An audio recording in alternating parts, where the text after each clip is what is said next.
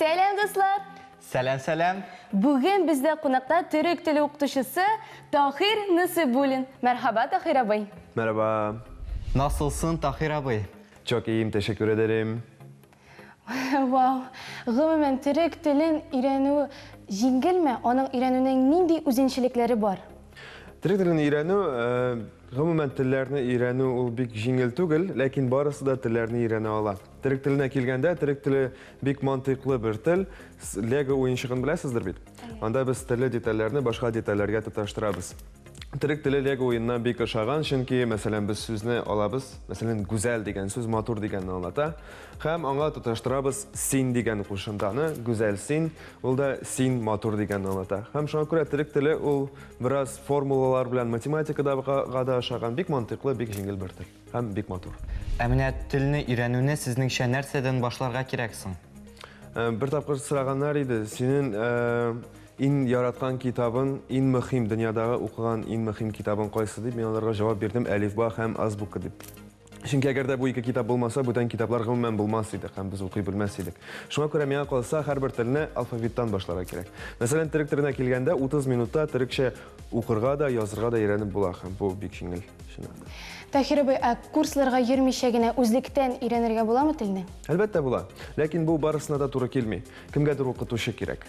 Bütün sıralarını da vaxtında cevap veriyor için kimlerdir şundan da üzeri internet aşağı, YouTube aşağı öğrene alan deyibirler de var elbette. Kimdir kitap boyunca öğrene. Lakin eğer de sizge kısa vakitte bik tiz revişte öğrenirge kereyken elbette özünüzge birer okutuşu tabi tağında faydalırak. Bilubizçe siz biteli özünüzde şunday kurslarına albarasız. Emine onun negizinde nerseler yata? Kurslarga kelgende biz гадәттә iki türlü kurs var. Birisi başlangıç kurs.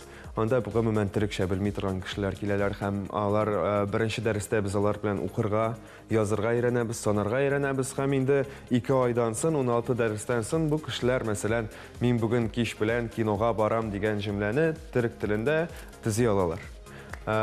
Hem indi devam etişler için var. Devam etişler bilen biz kübrek iş, biznes turunda söyleşebiz, andi sözlerini öğrenemiz. Hem indi tağında tirenrek öğrenemiz Türk dilini. Qaysı vakit aralığında söyleşe alırlık itip öğrenirge mümkün? Mena kalsa, eğer de siz mesela Türkiye'ye gitseniz, hem Türkiye'de iş ay kalsanız, iş aydan sonra Türkçe söyleşeceksiniz. Kozanda?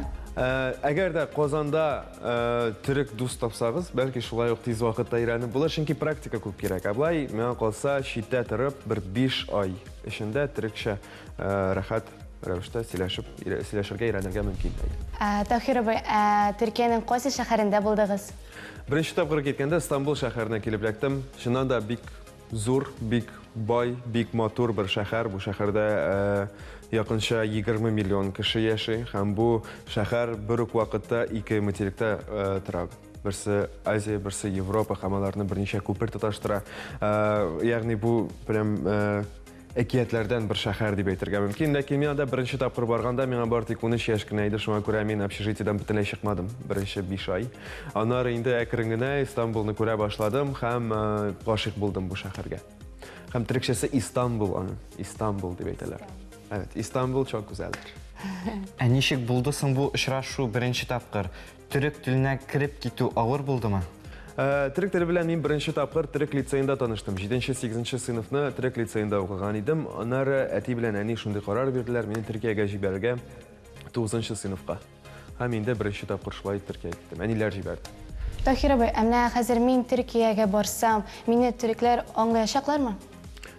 Elbette Tatar tili hem Türk tili bik ıxşaş diye aytırlar. Şundan da ıxşaşlık var, lakin ol zor ıxşaşlık değil. Mesela şaştırganda Azerbaycan tili hem Türk tili 80% ıxşaş. Lakin Tatar tiline kelgende bu 30-35% degan söz. Lakin sizni anlayırlar, elbette anlatıp bula, lakin biraz vakit gerek olacak. Benim şunday fikir işitkenim var.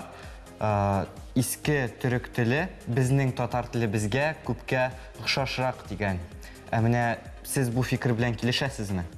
Hayır, Tatar tili, eski Tatar tili, Türk tiline hem Osman tiline barısı da aşağıdan, lakin şunu bilirge gerek, her bir til ol жанлы, ягъни тел яши һәм вакыт барган сайын һәрбер тел тагын да кыскарак, тагын да аңлашучан булырга тели һәм үзгәрә.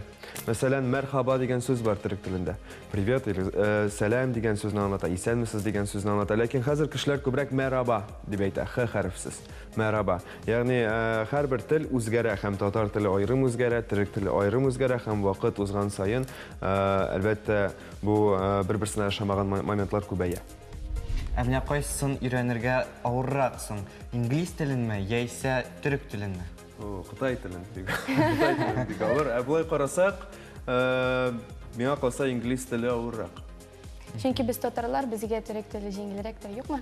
Башта җиңелрәк, ләкин инде грамматикага тирән шумганда анда авыррак, чөнки татар теле бераз бутый башлый кушымталарны. Шуңа күрә башта әлбәттә булыша.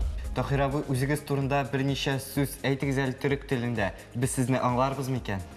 Evet, benim adım Tahir, ben 26 yaşındayım, Tatarım, Kazan'da oturuyorum ve Şayan TV kanalını çok seviyorum. Минем исемем Таһир. Әйе, Казанда яшим. Kazan'da yaşayayım, bana 26 yaş. Шаян ТВ карыйм. Şayan TV'ni bek yaratam. Бик яратам. Алайса, безнең тамашачыларыбызга да төрек телендә теләкләрегезне теләсәгез иде. Evet, tabii ki değerli seyirciler, sizlere bol şanslar ve mutluluk diliyorum. Haydi bakalım. Таһир абый, килгәнегез өчен зур рәхмәт. Сезгә уңышлар телибез. Bik zor rahmet, sizge de uğuşlar. Рәхмәт. Ә Шаян ТВ үз эшен дәвам итә. Безнең белән калыгыз.